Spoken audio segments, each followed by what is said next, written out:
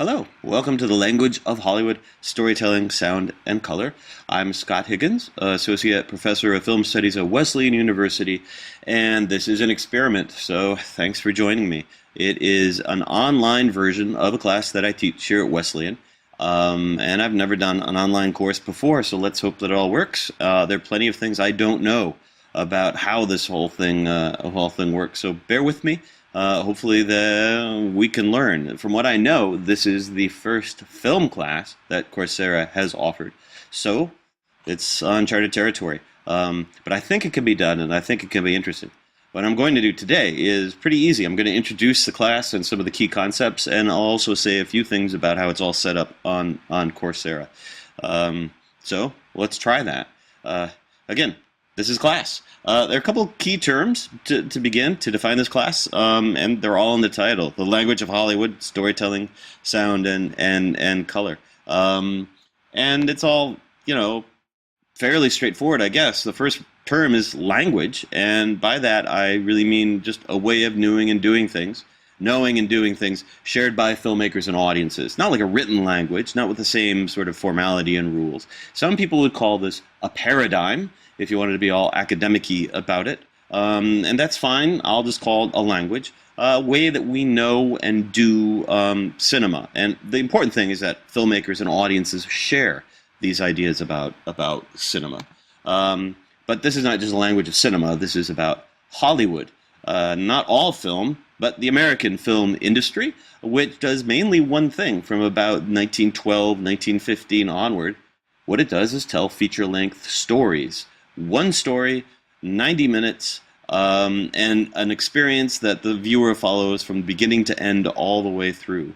I say that Hollywood had the mandate to tell stories that emotionally engage audiences, and basically that means that's how they made money. If a film company was going to survive, it had to bring a viewer into the theater and give them an emotional experience, an emotional fix. That's the money that you get. You get it not by showing somebody a stunning picture or by demonstrating the abstract qualities of cinema. You get it by telling a story, getting them to relate to a character and have feelings. There's an economic rationale for this. It all comes down to the money. Early on, Hollywood producers found that if they wanted to keep people coming back into the theater again and again, they had to deliver an emotional nugget. They had to give them an experience that they would tell others about and want to repeat. Well, what was that experience? Well, it's interesting, I think, Hollywood. It gives you a very personal experience. You feel directly related to the characters. You feel, in some sense, the emotions that they feel. These films speak to us individually. They're about our deepest desires. But we experience them communally with other people in the audience. And it's this mixture of the personal and the communal that makes Hollywood film unique and powerful, I think, from the 19-teens onward. And it's still like that today. So, we're talking about Hollywood, and we're talking about the viewer. Not just the films up on screen, but what they do to you and me when we watch them. So here's a manifesto for Hollywood. Feel it first, think about it later. A successful Hollywood film from the era I'm talking about, the studio era, was one that was meant to be felt and enjoyed and, viscerally received and engaged with by the audience, but not necessarily thought about. You can always think about it later if you want in the lobby, but at the moment, you're not thinking about the story and if the story makes sense. You're not thinking about the uses of cinema as you watch it. You're just feeling it. And in this class, we're looking beneath that process. How are these films designed to be felt? So each movie promises an emotional experience to each viewer, and what we're doing is studying the means of achieving that goal. How is it that these Hollywood films allow themselves to, get under our skin? Or how do we allow them to get under our skin? What are the mechanisms for making films that we can feel? So it's Hollywood film, it's storytelling, and it's about the film and the viewer. And a lot of my efforts to this class are going to be spent on talking about film style, film form, which is a way of just saying how films employ images and sounds, because that's what a movie is. It's a collection of sounds and images up there on a screen. Before it's big ideas, before it's characters we can empathize with and feel, it is first just pictures and sounds. A couple of ways of talking about style, and I'll be using both of them. One of the ways is a very broad and general definition of film style, which is called classical Hollywood cinema, or the classical Hollywood style. And that is a kind of way that Hollywood made films from, I guess, 1917 to 1960. Those are my dates. I think of it as studio-era cinema. These are the big feature films made by the major studios, Paramount, Fox, Warner Brothers, MGM. And all of these films follow some very similar stylistic or formal rules. They tend to have continuous time and space within scenes. They skip over time in between scenes. They tell stories about heroes who meet obstacles and overcome those obstacles to reach their goals. Very broadly, all filmmakers working in the studio era are playing the same game. They all pretty much know how to shoot a scene, how to stage an action, how to edit shots together. And the idea that they're playing by the same rules is, one way of talking about a style in general, a very general Hollywood style that all filmmakers engage in. But I'm also talking about the style of specific filmmakers. Every filmmaker working within this style creates a distinctive world. And in this class, I'm trying to look at distinctive and interesting filmmakers. So there's a style of the whole, but each of these filmmakers has their own thing going on, creating their own particular world. We'll be interested in that. What makes a Frank Borzage film a Frank Borzage film as opposed to, say, a Howard Hawks film? This class will ask that question. And try to get closer to the choices that filmmakers make, the specific choices filmmakers make. And storytelling is, of course, an important term, and I've mentioned this before already. This film class is about how filmmakers tell stories. And it's not about looking at screenplays. It's not really about analyzing plots. It's about film storytelling, which is a kind of storytelling created out of space and time that directly engages the audience. It absorbs the audience into the creation of the story. That's Hollywood storytelling, and that's the way we're going to talk about it. There's a relationship between you and the film. And most Hollywood filmmakers, most really good Hollywood filmmakers know this, that if you want the audience to get involved in the story, you don't just tell them the story, you get them involved in the telling of the story. You leave at least half of the story untold. The viewer fills it in. You give them just enough to complete the picture. How films get us to do that, and the kind of things they ask us to complete, that's an important part of this class. A film story isn't words on a page. It is a world and a path to enter and follow. That's what each of these filmmakers do. They show a path, they ask you, do you want to enter this world? And then they help you follow that path through the film. So the audience is part of the creation of the story. Right, so it's Hollywood storytelling, and it's divided into two units, this class, sound and color.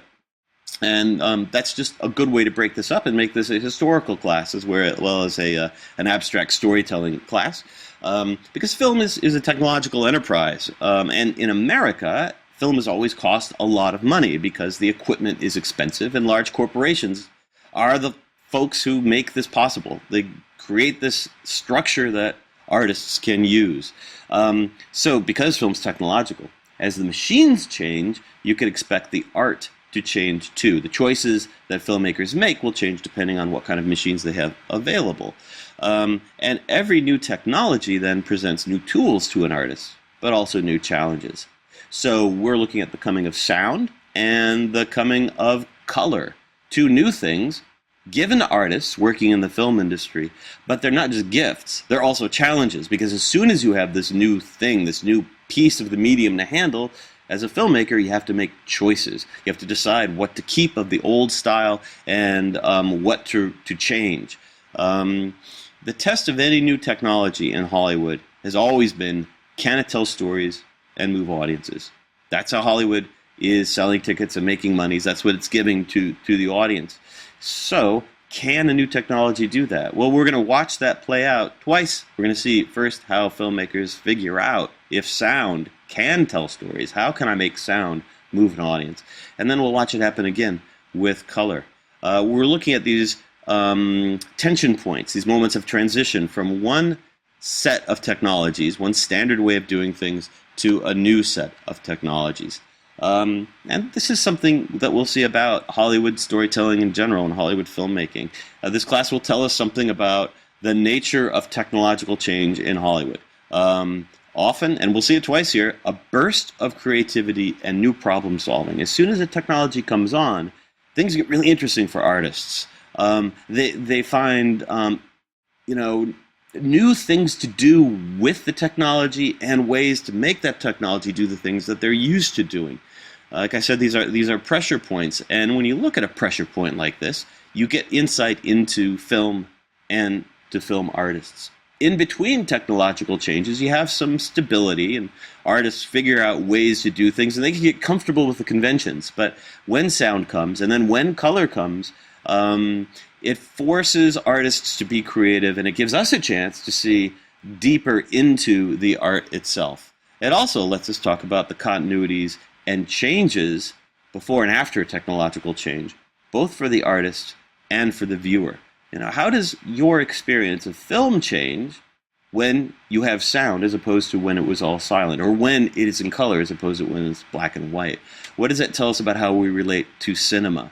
So this is a history class, and it gets you to watch cinema with new eyes, because we're looking at these moments when cinema itself had to grow new eyes, when the filmmakers had to figure out, what are we going to do with this technology that we've been suddenly handed or saddled with or given. That's the class. That's the material we're going to be covering, and we'll do it in 5 weeks. And this is the class structure. Roughly, it'll work this way. I will give an introduction to a film and a topic. You'll watch that like a regular lecture, and then you will be assigned to go and watch a movie. All these movies are available on DVD. All of them are available for rental. Some of them are more expensive than others, and many of them are available on the internet, streaming to you in one way or another. So I've designed a class that I hope should be easy for you to watch. You should be able to watch these films fairly easily. The one film that might be a little hard to find is Street Angel, which is our first movie, because it's available on a rather expensive DVD box set. So if you're buying the movies, that's the one that's going to set you back. But it is available through rental and other places. If you miss a film, it's probably okay.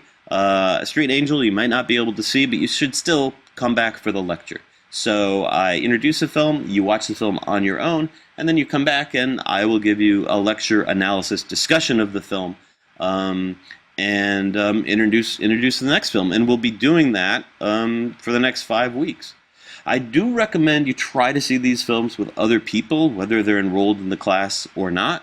But watching them on your own is fine too. These are films that were made for audiences, and they play differently with an audience. Comedies especially are less funny when you're sitting alone, staring at a computer screen, than they are when you're with an audience, watching it in a proper space. So try to watch these things together if you can.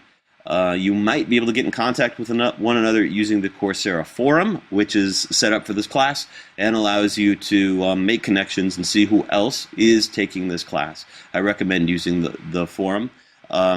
I will not be able to do some things I usually do in a class. Obviously, I can't answer questions when they come up. I'm here talking to a camera and trying to get my ideas across.